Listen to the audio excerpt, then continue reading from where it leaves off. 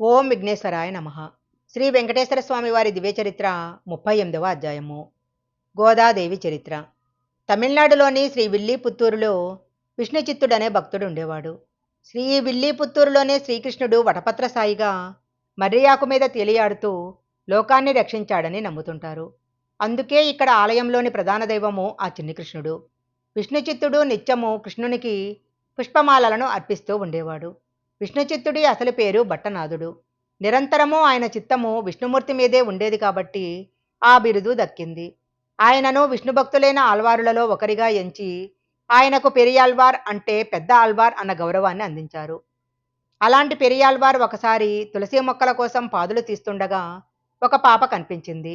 తనకు వటపత్ర సాయే ఆ శిశువును ప్రసాదించాడని ఆయన భావించాడు. ఆ శిశువుకు మంగళ స్నానం చేయించి భార్య చేతికిచ్చాడు. ఆమెకు కోదై అంటే పూలమాల అని నామకరణం చేశారు. ఆ పేరే క్రమంగా గోదాగా మారింది. గోదాదేవి చిన్ననాటి నుంచి కృష్ణుడి లీలలను ఆడుతూ పాడుతూ పెరిగింది. యుక్త వయసు వచ్చేసరికి ఆ భక్తి కాస్త ప్రేమగా మారిపోయింది. కళ్ళు మూసినా తెరచినా ఆ నన్నలివాడే కనిపించసాగాడు. తన చుట్టూ ఉన్న స్నేహితురాళ్లంతా ఒకప్పటి గోపికలని, తానుండే విల్లీపుత్తూర్ ఒకనాటి గోకులమని భావించసాగింది.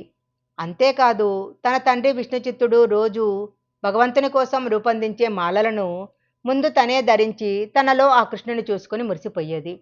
ఆ దృశ్యం ఒకరోజు విష్ణుచిత్తుని కంట పడనే పడింది. తన కూతురు చేసిన పని వలన ఇన్నాళ్ళు దేవదేవుని పట్ల అపచారం జరిగిందని బాధపడ్డాడు. కానీ ఆ రోజు కృష్ణుడు అతనికి కలలో కనిపించి గోదాదేవి సాక్షాత్తు భూదేవి అవతారమేనని, ఆమె వేసుకున్న మాలలు ధరించటం వల్ల తనకు అపచారం కాదు కదా, ఆనందం కలుగుతుందని తెలియజేశాడు. ఇలాంటి సంఘటనలన్నీ గోదాదేవి మనసులో కృష్ణ ప్రేమను మరింతగా పెంచాయి. తనకు పెళ్ళంటూ జరిగితే ఆయనతో జరగాలి అనుకుంది. అందుకోసం ఒకప్పుడు గోపికలు చేసిన కాత్యాయని వ్రతాన్ని మొదలుపెట్టింది. ఈ వ్రతం చెయ్యాలంటే ఆహారానికి అలంకారానికి సంబంధించి చాలా కఠినమైన నియమాలు పాటించాల్సి ఉంటుంది. అలా గోదాదేవి తాను వ్రతాన్ని పాటించడమే కాకుండా తన చెలికత్తెలను కూడా ప్రోత్సహించింది. తన స్నేహితురాళ్లను మేలుకొల్పేందుకు, వారికి వ్రత విధానాలను తెలియజేసేందుకు, తనలో కృష్ణభక్తిని వెల్లడించేందుకు 30 పాసురాలను పాడింది. అవే ధనుర్మాసంలో ప్రతి వైష్ణవ భక్తుని ఇంట్లో వినిపించే తిరుప్పావై. ఇలా సాగుతున్న గోదాదేవి ప్రేమకు కృష్ణుడు లొంగక తప్పలేదు. దానితో ఆయన విష్ణుచిత్తునికి కనిపించి గోదాదేవిని శ్రీరంగానికి తీసుకురమ్మని, అక్కడ రంగనాథునిగా వెలసిన తాను గోదాదేవిని వివాహం చేసుకుంటానని చెప్పాడు. శ్రీరంగంలోని ఆలయ అర్చకులకు కూడా ఈ విషయాన్ని తెలియజేశాడు. కృష్ణుని ఆదేశాలు విన్న విష్ణుచిత్తుని సంతోషానికి అవధులు లేకుండా పోయాయి. వెంటనే గోదాదేవిని విల్లీపుత్తూరులోని ప్రజలను తీసుకుని శ్రీరంగం బయలుదేరాడు. అక్కడ వారి రాక గురించి ముందే తెలిసిన అర్చకులు వారిని ఆలయంలోకి తీసుకెళ్లారు. పెళ్లికూతురిగా గర్భగుడిలో ప్రవేశించిన గోదాదేవి అందరూ చూస్తుండగా రంగనాథునిలో ఐక్యమైంది. ఇదంతా మకర సంక్రాంతికి ముందు భోగి రోజు జరిగింది. అందుకే ప్రతి వైష్ణవాలయంలో భోగినాడు గోదాదేవికి విష్ణుమూర్తితో కళ్యాణం జరుపుతారు.